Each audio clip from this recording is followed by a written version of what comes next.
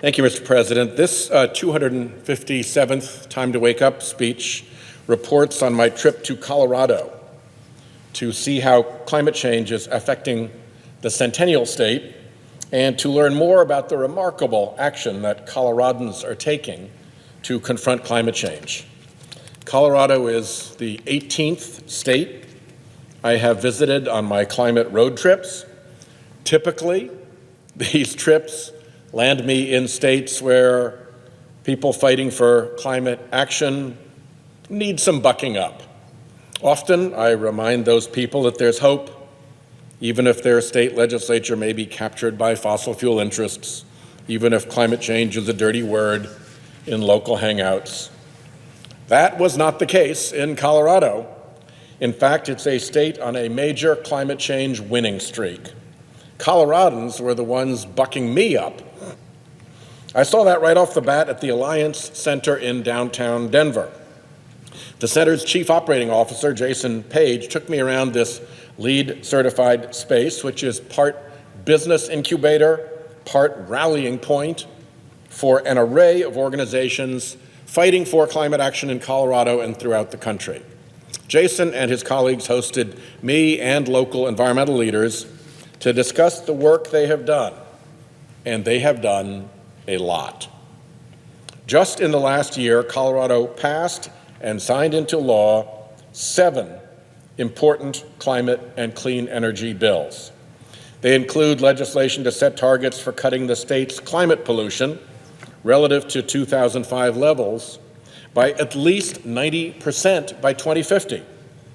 The legislature passed four measures to boost the adoption of electric vehicles.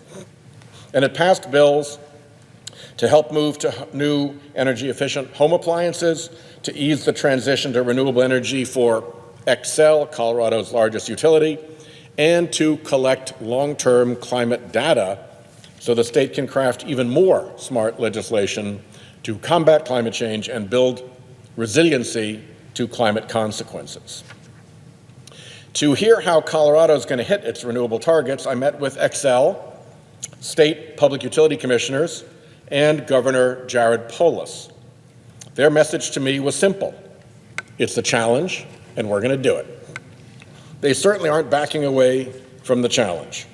On top of the state's renewable goal, Xcel has committed to an 80% cut in carbon emissions across its portfolio by 2030 and to reach 100% carbon-free energy by 2050. Xcel, supported by the Colorado Public Utilities Commission, is now incorporating the social cost of carbon, a key measure of the long-term damage done by carbon pollution, into its planning process. On top of forward-looking policy, Colorado is fortunate to be a leader developing clean energy technology. For that, I visited Panasonic's Peña Station Next project, they call it, a collaboration between the City of Denver, the utility Xcel, the Denver International Airport, the State Department of Transportation, and Panasonic. The project is designed to show what a smart city powered by renewable energy looks like. It includes 2 megawatts of solar, a massive battery storage system, which I'm looking at right here, a facility to test autonomous vehicles, and an operations center that can integrate all that technology for better efficiency. At the National Renewable Energy Laboratory in Golden, I saw some of the most advanced wind, solar, and other renewable energy technologies in the world. This national lab is testing the next generation of wind turbines, hydrogen fuel cells, autonomous vehicles, solar panels, smart grid technology, and more. NREL's job isn't just to develop these technologies, but also to help private industry adopt them, bringing clean energy to scale and creating jobs in the process.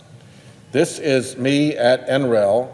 I am painting a solar-activated fluid that they have come up with onto a plate and instantly generating energy from the lamp coming above. As I painted it, you could see the dials come up as energy was generated just off that freshly painted, like putting nail polish down on a surface. So they're doing some pretty amazing stuff. I could not help at NREL notice a familiar logo, TPI Composites, a company that makes top-of-the-line composite materials in Rhode Island. Naturally, because NREL needs the best, they work with this company with a Rhode Island footprint to develop next-generation materials. I'm proud to report that our Composites Alliance of Rhode Island includes TPI. They have a big role in building wind turbine blades and other energy technologies. Colorado feels this urgency because the Mountain West is feeling the effects of climate change more and more every day. I met with leading climate scientists for a briefing at the National Center for Atmospheric Research in Boulder, overlooking the Flatirons at the feet of the Rocky Mountains. NCAR's doctors James Doan, Laura Reed, Daniel Swain, Jackie Schumann, and Bill Mahoney told me about their important research into climate change's effects in the West, how vegetation is withering, how wildfires grow more frequent, have longer duration, and are more intense, how hydrology changes as weather patterns shift and temperatures rise throughout the region, and how extreme weather events like sudden downpours and prolonged droughts are becoming a new, unfortunate normal. In Fort Collins, I met with truly dedicated public servants from across the federal government, people who specialize in land management and climate adaptation and had gotten together to coordinate their efforts. These exceptional public servants spent their careers protecting our public lands, and they are witnessing firsthand the devastation wrought on our public lands by climate change. They described to me their battles to safeguard stands of old-growth sequoias, a national treasure, to rebuild beaches and dunes in the face of rising seas and stronger oceanic storms, and even to cover melting glaciers with sheeting to try to help prevent them from melting quite so quickly. They love these lands. They work all their lives to help and save and protect these lands. They do everything in their power to honor and serve these lands. And the fact that they battle on, in spite of the heartbreaking pace and severity of the destruction climate change is causing, is a human inspiration. And speaking of inspiration, I closed out my trip with an event organized by the group POW, Protect Our Winters, to hear what climate change means to the winter sports and outdoor industry. Skiers and snowboarders and industry executives told me about the climate threat to the multi-billion-dollar winter sports industry in Colorado, which relies on plenty of snow and cold weather to thrive. Professional skier Cody Cirillo told me, I'm quoting him here, "I fear there will be no more snow by the end of the century. I fear a whole ski culture will cease to exist. I fear economic impacts on Summit County and all other mountain towns. I fear the loss of an industry that has given me so much. I fear that kids will not get the opportunity to see a first snow, to feel winter's inaugural bite on the nose, and to miss out on so many wonderful lessons." These fears are driving Cody and other world-class athletes to speak out. He and his fellow POW members aren't giving in, they're speaking up. There are many reasons Coloradans are acting on climate and transitioning their energy mix away from fossil fuels. Colorado has the benefit of fossil fuels, but they want to protect their beautiful natural landscape. They want to sustain their winter sports and hospitality industries. They want a healthy, prosperous future for their children, and they understand the risks of developing and using those fossil fuels. They recognize that there are strong forces coming in the energy market, forces that will shift away from fracked natural gas and coal to carbon-free wind and solar. Coloradans know it's better to lead that shift than to wait until the bottom drops out. We've known for a while that coal is facing big problems. Murray Energy, a major coal company with cozy ties to the Trump administration, just filed for bankruptcy last week. Alarms are going off about natural gas, a type of fuel that the fossil fuel industry touts as less dirty. In Boulder, Paul Bodner, managing director of the Rocky Mountain Institute, highlighted a report RMI issued in September showing just how quickly this shift, this cost reduction across the renewable spectrum, is going to make the economics of natural gas untenable. RMI's report foretells, I'm quoting here, a turning point for the relative economics of clean energy sources, including wind, solar, storage, energy efficiency, and demand flexibility, versus new gas-fired generation. The report continues, for the first time, the rapidly falling costs of renewables and batteries are allowing optimized combination of these resources to systematically outcompete gas-fired generation on a cost basis, while providing all the same grid services. End quote. Same grid services means same reliability, same availability, but at a lower cost. Here's a graph showing how fast clean energy will overtake gas plants. This has been the falling cost of clean energy. This is the cost of building and operating a new gas plant. This is the cost of operating an existing gas plant.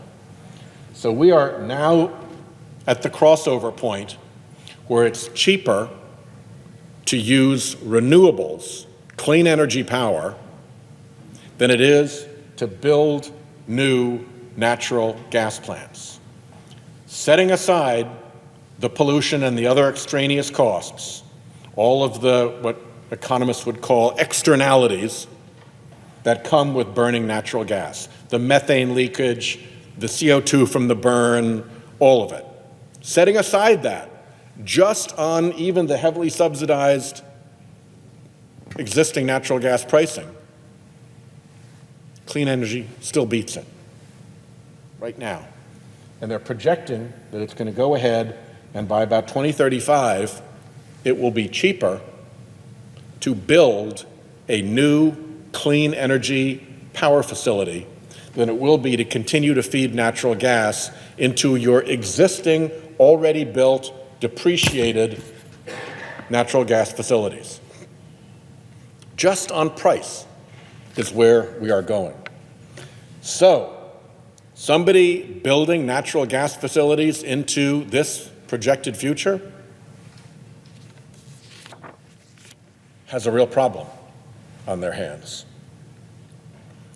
RMI has found that clean energy resources beat on price alone, over 80% of proposed gas-fired power plant capacity, and that clean energy will render 70% of proposed gas plants uneconomic, can't compete just on price by 2035. In other words, it won't make sense even to run, let alone build, those uneconomic natural gas plants. They'll be shuttered. They'll be stranded assets, dealing a financial blow to the company or the investors that own them. And if the utilities can shove that cost through to their consumers, leaving consumers in the lurch. If over half of your fleet is stranded, that's catastrophic for a utility company, just on the economics. And it actually gets worse for natural gas. A new investigation by the watchdog group Unearthed, based on data from a very respected fossil fuel industry firm, the expert consulting firm Rystad. Based on Rystad data, the new report finds that the big oil companies' promise to curb the methane emissions from natural gas extraction appear to be completely bogus.